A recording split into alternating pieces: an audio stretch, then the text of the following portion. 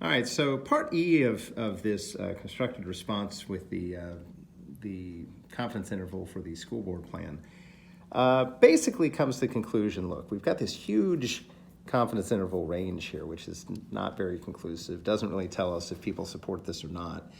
So they decide we need to cut ourselves down to a 3% margin of error, okay? Specifically, we would like to have 95% confidence, and we'd like to have a 3% margin of error.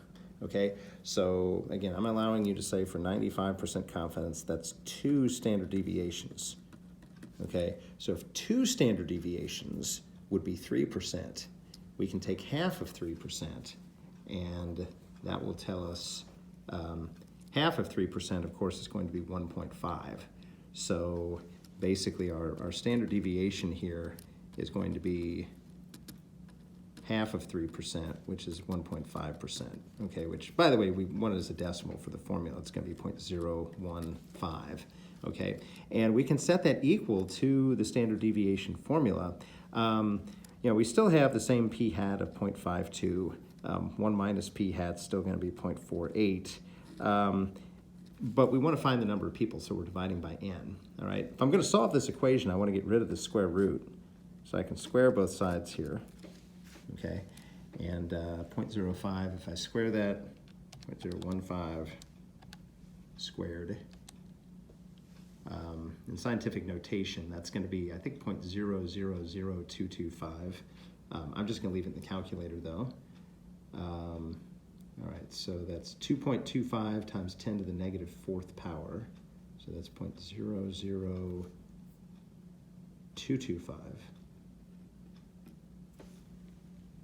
You can see that right there. So I've moved the decimal 1, 2, 3, 4 places. And that's equal to the part under the square root now, which is equal to, actually, let me rewrite this. So we've got this decimal, it's 0.000225, and it's equal to the part under the square root, which was 0.52 times 0.48. divided by n. I don't want to have this in fractional form, so I'm going to multiply both sides by n, okay? And so what's going to happen here is now we need to divide both sides by that 0.00225, and so we're going to be dividing the product of 0.52 and 0.48 by that 0.00225. Okay, so I'm going to go to my calculator. So 0.52 times 0.48 is going to be that decimal. So that's this product up here, and I want to divide by that decimal, which is actually the answer that I had previously, right? So I want to divide by this number I had in scientific notation there. And anyway, it's going to give me about 1,109.3 repeating. All right, so anyway, n, it's going to be approximately 1,109. I think we can just do a whole number of people there.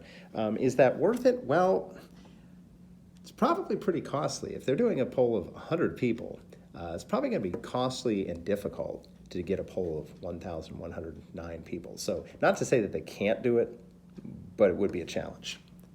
All right? So part F says another way to decrease the margin of error, because we don't really like having to interview 1,000 people, would be to decrease the confidence level of the interval. It says here if the number of students remains 100, determine the confidence level for a sample with a margin of error of 3%. Once again, would that be worth it? So, well, let's take a look at this here and let's see what's going on.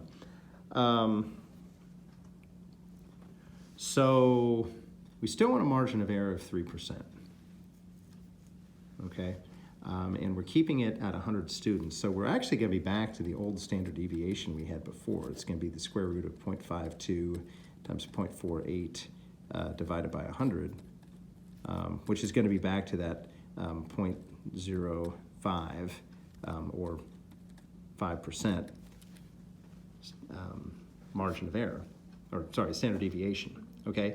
But I would like a margin of error of 3%. Okay, of 3%. So the point here is you normally multiply your z-score. You normally, to get your margin of error, you take your z value, z star, and you multiply it by your standard deviation, okay? So I want to take my z-score, my number of standard deviations, and I want to multiply by, in this case, 5%, and I want to get a margin of error of 3%, okay, which means my z-star value is actually going to be less than 1. I'm going to go out less than 1 standard deviation in both directions. So we could divide both sides by 5 here, and we're going to find out that z-star is about 0.6, okay? So that's 0.6 standard deviations that I would be going up and back if I wanted to have a margin of error of 3%, but keep the same standard deviation with the same number of people polled, okay? Well, let's go look at 0.6 on the z-score chart here.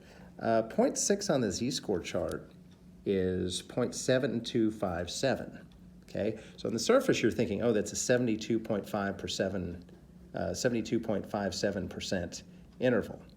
It is not, okay? And here's why.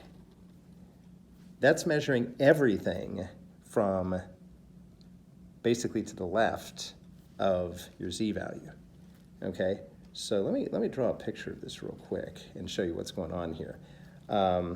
So that's 72 point whatever, what did I say, it was 72.57%. That's what you've got there, okay? And that's everything to the left, which means we can find out how much information we have here by subtracting that from 100%.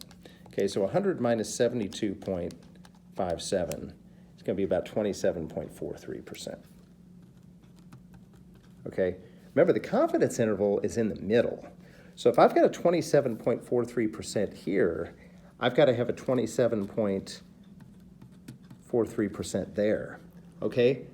Subtract both of those 27.43s from 100, and that'll tell you what you've got left in the middle. So I'm going to subtract both of those from 100.